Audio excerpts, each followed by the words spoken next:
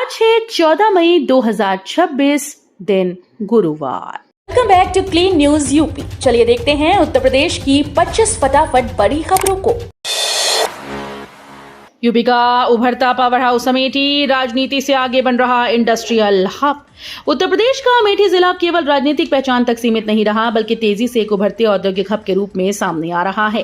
वर्ष 2010 में सुल्तानपुर और रायबरेली के कुछ तहसीलों को मिलाकर बने इस जिले ने विकास की नई दिशा पकड़ी। सड़क उद्योग और बुनियादी ढांचे में सुधार के साथ अमेठी बढ़ते उत्तर प्रदेश की तस्वीर को मजबूत कर रहा है। ये बदलाव क्षेत्र को रोजगार और निवेश के नए अवसर प्रदान कर रहा है।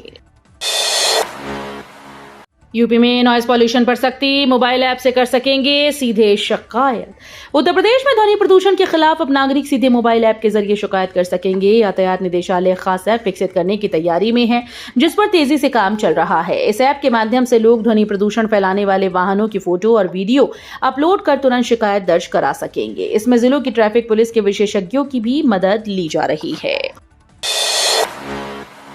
साइबर पंचायत से ग्रामीण क्षेत्रों में डिजिटल सुरक्षा और मानसिक स्वास्थ्य जागरूकता को मिली नई दिशा।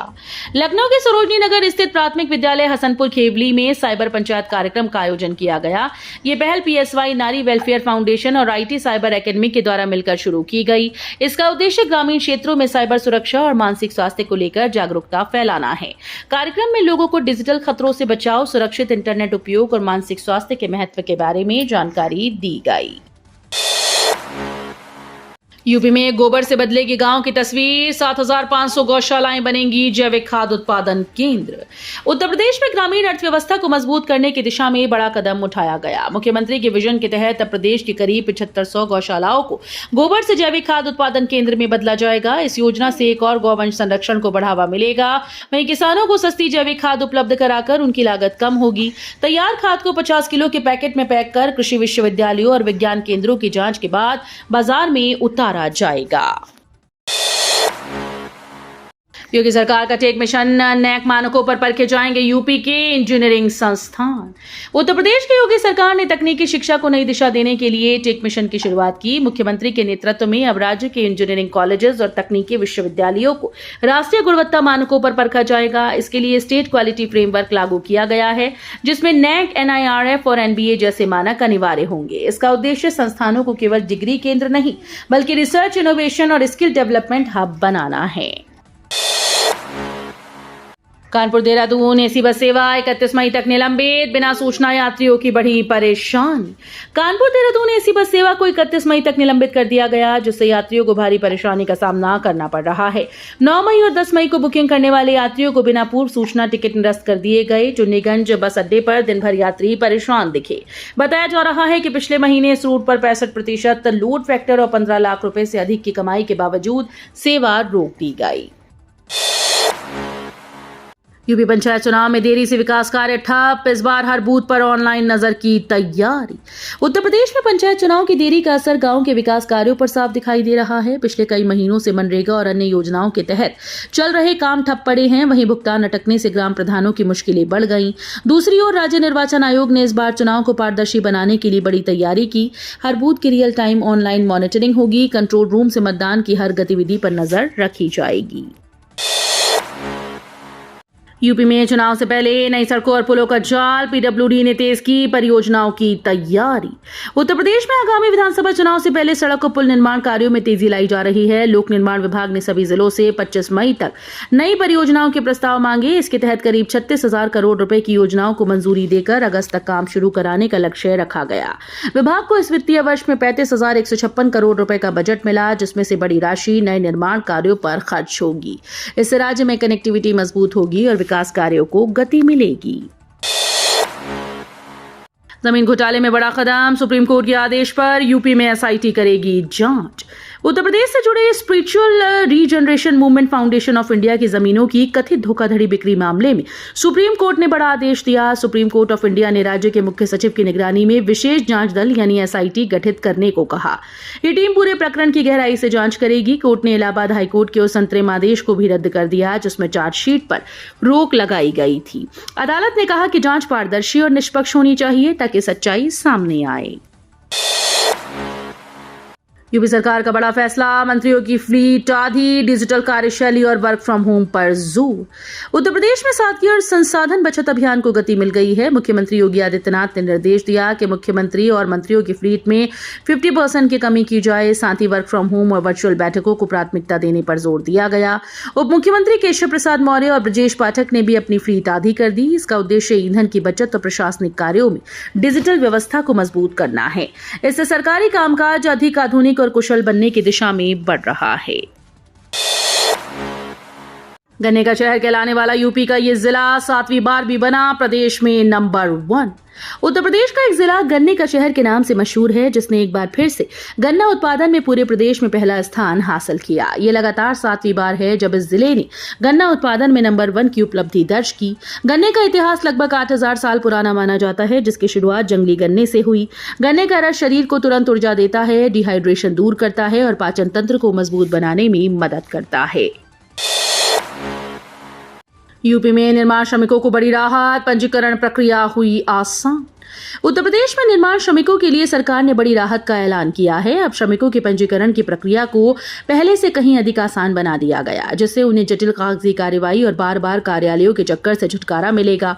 नई व्यवस्था में आधार आधारित सत्यापन को प्राथमिकता दी गई। निर्माण मजदूरों को पंजीकरण के लिए केवल 90 दिनों तक काम करने का प्रमाण देना होगा। सरकार का उद्देश्य है कि ज्यादा से ज्यादा श्रमिक योजनाओं का लाभ आसानी से प्राप्त कर सकें। यूपी में मंत्रियों की फ्लीट 50% घटेगी। सीएम योगी ने वर्क फ्रॉम होम को दी प्राथमिकता। उत्तर प्रदेश के मुख्यमंत्री ने बड़ा प्रशासनिक फैसला लेते हुए मुख्यमंत्री और मंत्रियों की फ्लीट में 50% वाहनों की कटौती के निर्देश दिए। उन्होंने अनावश्यक काफिले से वाहनों को हटाने और ईंधन की बचत पर जोर दिया। साथ ही वर्क फ्रॉम होम को बढ़ावा देने की भी अपील की गई। मुख्यमंत्री ने नरेंद्र मोदी के आह्वान से जुड़ते हुए लोगों से ऊर्जा संरक्षण और अनावश्यक खर्च जैसे सोने की खरीद से बचने की सलाह दी। यूपी के मेधावी युवाओं के लिए सुनहरा मौका। आईएएस पीसीएस की फ्री कोचिंग हेतु 18 मई से आवेदन शुरू। उत्तर प्रदेश सरकार ने मेधावी और आर्थिक रूप से कमजोर युवाओं को बड़ा तोहफा दिया। समाज कल्याण विभाग ने सत्र 2026-27 के लिए निःशुल्क आवासीय आईएएस और पीसीएस परीक्षा पूर्व प्रशिक्षण केंद्रों में प्रवेश प्रक्रिया शुरू करने का ऐलान किया।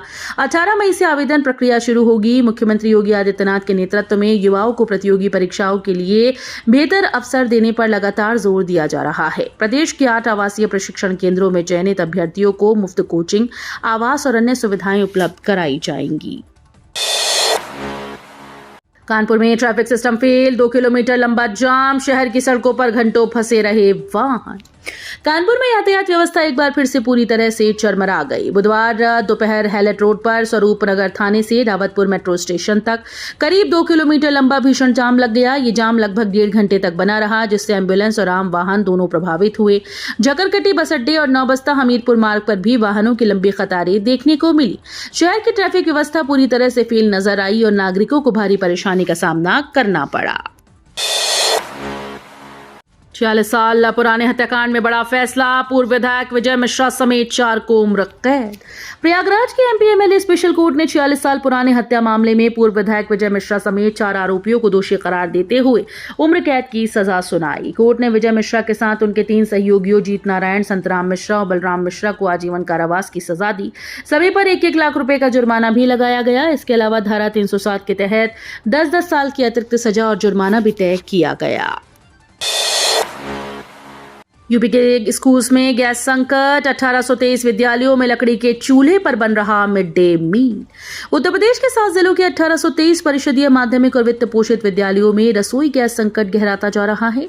मध्याह्न भोजन योजना के तहत गैस सिलेंडर की आपूर्ति न होने से स्कूल्स में बच्चों का भोजन लकड़ी के चूल्हे पर पकाया जा रहा है। गैस एजेंसीज निर्धारित सीमा का हवाला देकर सप्लाई देने से इनकार कर रही हैं। इससे प्रधानाध्यापक और स्टाफ को कठिनाइयों का सामना करना पड़ रहा है। कई स्कूल में रसोई घर की जगह न होने से खाना खुले में बनाना पड़ रहा है। जनगणना 2027 डिजिटल प्रक्रिया में जुड़ा नया पहलू। लिव इन रिलेशनशिप की जोड़ी में होगी गणना। जनगणना 2027 की तैयारी के तहत इस बार प्रक्रिया में कई नए बदलाव किए गए हैं। डिजिटल माध्यम से हो रही इस गणना में लिव इन रिलेशनशिप में रह रहे पार्टनर्स की भी जोड़ी के रूप में गिनती की जाएगी। अधिकारियों के अनुसार 21 मई तक लोगों को स्वगणना का अवसर दिया गया है, जिसके बाद घर घर जाकर गणना की जाएगी। ये प्रक्रिया पूरी तरह से डिजिटल होगी, जिससे आंकड़ों की सटीकता बढ़ेगी। वर्ष 2011 के बाद पहली बार आधुनिक तकनीक के साथ जनगणना का कार्य किया जा रहा है। सीएम योगी का बड़ा संदेश, ईंधन संरक्षण के लिए मंत्रियों को सार्वजनिक परिवहन अपनाने का निर्देश। मुख्यमंत्री योगी आदित्यनाथ ने लोक भवन में हुई विस्तारित मंत्रिमंडल की पहली बैठक में ईंधन संरक्षण को राष्ट्रीय दायित्व बताया। उन्होंने मंत्रियों से आह्वान किया कि वे सप्ताह में कम से कम एक दिन सार्वजनिक परिवहन का उपयोग करें, ताकि समाज में सकारात्मक संदेश जाए। सीएम योगी ने शासन में मितव्ययिता, ऊर्जा संरक्षण और जनप्रेरक कार्य संस्कृति को बढ़ावा देने पर जोर दिया। उन्होंने मंत्रियों से अपनी सरकारी वाहन फ्लीट को 50% तक कम करने की अपील की।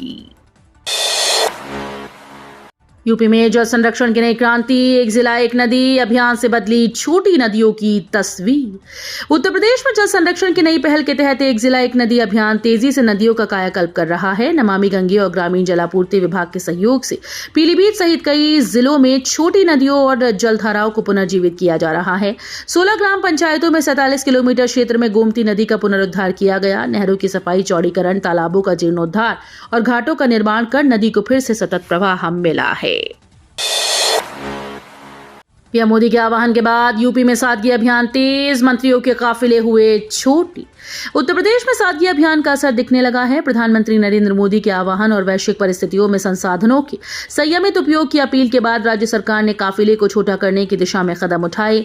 मुख्यमंत्री योगी आदित्यनाथ के निर्देश पर मंत्रियों की फ्लीट आधी की जा रही है। उप मुख्यमंत्री ब्रजेश पाठक ने भी अपने काफिले में वाहनों की संख्या घटाने के आदेश दिए। इससे सरकारी कामकाज में सादगी और संसाधनों की बचत को बढ़ावा मिलेगा और एक सकारात्मक संदेश जनता तक जाएगा। कानपुर के ग्रीन पार्क में खेला जाएगा यूपी T20 लीग का चौथा सीजन। 6 सितंबर को होगा final. Uttar Pradesh cricket association द्वारा यूपी T20 लीग के चौथे सीजन की तैयारियां शुरू हो गई हैं। ये टूर्नामेंट इस बार कानपुर के ऐतिहासिक ग्रीन पार्क स्टेडियम में 14 अगस्त से 6 सितंबर तक खेला जाएगा, जिसका फाइनल मुकाबला 6 सितंबर को होगा। इस लीग में प्रदेश की 6 टीम्स हिस्सा लेंगी और सभी खिलाड़ी उत्तर प्रदेश से चुने जाएंगे। आपको बता दें कि अगले महीने ट्रायल कैंप आयोजित किए जाएंगे। इस टूर्नामेंट का उद्देश्य स्थानीय प्रतिभाओं को आगे लाकर उन्हें राष्ट्रीय और अंतर्राष्ट्रीय मंच तक पहुंचाना है। सीबीएसई 12वीं में संस्कृति गुप्ता ने किया गोरखपुर टॉप, हासिल किया 98.4% अंक। सीबीएसई बोर्ड 12वीं के परीक्षा परिणाम घोषित होते ही गोरखपुर की संस्कृति गुप्ता ने जिले में टॉप का नया कीर्तिमान बना दिया। आरपीएम स्कूल की छात्रा संस्कृति ने 98.4% अंक हासिल कर परिवार और स्कूल का नाम रोशन किया। दाऊदपुर निवासी संस्कृति शुरू से ही पढ़ाई में मेधावी रही। उनके पिता स्टील व्यवसायी हैं, जबकि मां मीरा गुप्ता गृहिणी। संस्कृति की सफलता से परिवार में खुशी का माहौल है। स्कूल प्रबंधन और शुभचिंतकों ने उन्हें उज्जवल भविष्य के लिए बधाई और शुभकामनाएं दी। सोनभद्र में दर्दनाक हादसा, बारातियों से भरा पिकअप पलटा, 3 की मौत, 12 घायल। उत्तर प्रदेश के सोनभद्र जिले में एक दर्दनाक हादसा पेश आया, जिसमें शादी की खुशियों को मातम में बदल दिया। रामपुर बरकोनिया क्षेत्र के कठार गांव के पास बारातियों से भरा पिकअप तेज मोड़ पर अनियंत्रित होकर खेत में पलट गया। हादसे में दूल्हे के चचेरे भाई समेत 3 लोगों की मौत हुई, जबकि 12 घायल हो गए। गंभीर घायलों को मेडिकल कॉलेज और BHU ट्रॉमा सेंटर रेफर किया गया। घटना की सूचना मिलते ही प्रशासनिक अधिकारी मौके पर पहुंचे। यूपी में डेयरी कॉन्क्लेव, आगरा में आज जुटेंगे आज जिलों के किसान, गौपालक और निवेशक मंत्री धर्मपाल सिंह करेंगे उद्घाटन। योगी सरकार की मंशा स्वदेशी उन्नत गौवंश से समृद्ध उत्तर प्रदेश का निर्माण करना है। आगरा में दुग्ध विकास विभाग की ओर से आज गुरुवार को स्वर्णिम दुग्धामृत संवाद समागम का आयोजन किया जा रहा है। RBS कॉलेज के ऑडिटोरियम में गुरुवार को डेयरी कॉन्क्लेव में आगरा व अलीगढ़ मंडल के पशुपालक, दुग्ध उत्पादक व उद्यमी जुटेंगे। डेयरी कॉन्क्लेव का शुभारंभ पशुधन, दुग्ध विकास व राजनीतिक पेंशन मंत्री धर्मपाल सिंह करेंगे। तो ये थी आज की 25 फटाफट बड़ी खबरें। अगर आपको न्यूज पसंद आई हो तो वीडियो को लाइक और शेयर जरूर करें। धन्यवाद।